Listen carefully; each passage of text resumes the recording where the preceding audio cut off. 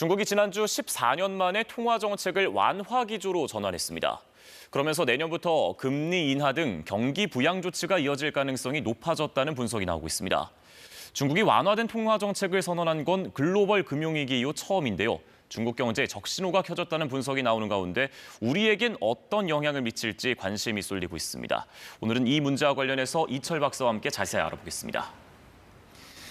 자, 이번 통화정책 기조 변화, 중국 공산당 중앙정치국의 결정으로 알려졌는데요. 통화를 완화한다는 이번 정책, 구체적으로 어떤 내용인지 짚어주시죠. 네, 중국 정부는 글로벌 금융위기 이후에 지금까지 통화 완화를 한다는 입장을 취한 적이 없었습니다. 그런데 이번에는 분명하게 느슨한이라는 표현으로 통화 완화, 재정 확대를 분명히 했습니다. 역주기 조절, 비전통적 경기 대응 조정이라는 말도 해서 경제 변화에 단기 대응하겠다는 의지도 표명했습니다.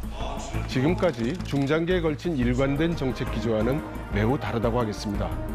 그래서 전문가들은 내년 재정 적자 폭을 3%에서 4% 이상으로 확대하고 정부 부채는 10조에서 15조 위안으로 대폭 확대할 것으로 보고 있습니다.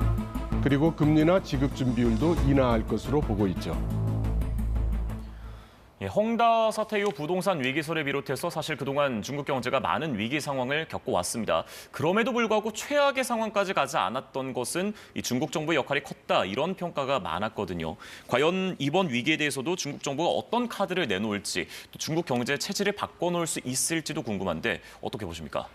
지난주에 중국의 중앙경제공작회의에서 9개 분야 내년도 경제정책을 발표했습니다. 농촌개발과 도시개발을 상호 연계해서 도농 격차를 줄이면서 부동산 문제 해결을 도모하는 그런 정책이 나왔습니다. 또 기존의 2구 환신 정책을 확대해서 기업 설비 도입 지원 범위를 확대하고 가구의 가전 자동차 등 신제품 구매 시에 소비 바우처를 지원하는 정책도 나왔습니다.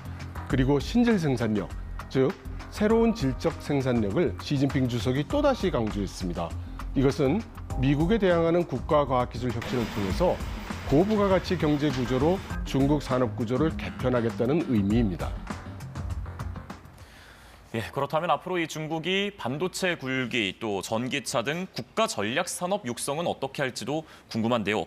오히려 경제 위기와 관계없이 더욱 박차를 가할 것 같기도 하고요. 만약 그렇게 돼서 우리나라에 미칠 영향을 생각해 보면 이미 화학 제품과 철강 제품에서의 저가 공세의 파장이 심각했었고 반도체와 2차 전지에서도 중국의 굴기로 우리가 어려워지는 건 아닐까 우려도 되는데 어떻게 평가하십니까? 화학, 철강같이 기존 저가 공업 제품 산업은 중국 입장에서는 과거형 산업입니다. 이 분야는 지원도 줄이고 심지어 구조 조정을 할 걸로 보입니다. 2차 전지, 전기자동차, 태양광 패널 같은 경우에는 현재형 산업으로 보아서 기존 시장 유지하고 신규 시장 확대에 노력할 것으로 보입니다. 신규 시장은 해외 시장뿐만 아니라 농촌 시장같이 내수 잠재 시장도 공략할 것으로 예상이 됩니다.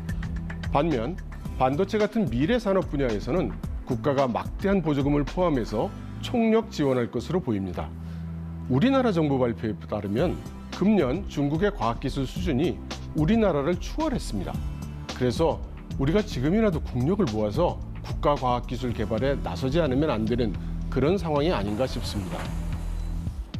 마지막으로 미국과의 관계를 살펴보겠습니다. 이제 트럼프 당선인의 취임이 얼마 남지 않았는데 이 강력한 대중국 관세 정책을 예고하고 있죠. 만약 이 트럼프 당선 이후에 중국의 경제 상황에는 어떤 영향이 있을지 궁금하고 또 그렇게 된다면 중국 정부는 어떻게 대응을 할까요? 중국은 지난번 무역전쟁 이후에 거시 경제 수준의 준비를 착착 해오고 있었습니다. 중국은 대외 경제 비중을 절반 수준인 38% 수준으로 줄였고 미국 시장의 수출 비중도 20% 미만으로 줄였습니다. EU나 아세안 시장의 현지화를 통해서 대서방 우회도 하고 있죠. 그리고 개개 기업이 하기 어려운 글로벌 물류 인프라를 정부 주도로 투자하고 구축하고 있기도 합니다. 앞으로 중국은 트럼프 이익에 대해서는 어떤 고정된 대응 전략이 아니라 트럼프의 공격을 미시경제 수단으로 탄력적으로 대응하는 체제를 준비하고 있는 것으로 보입니다.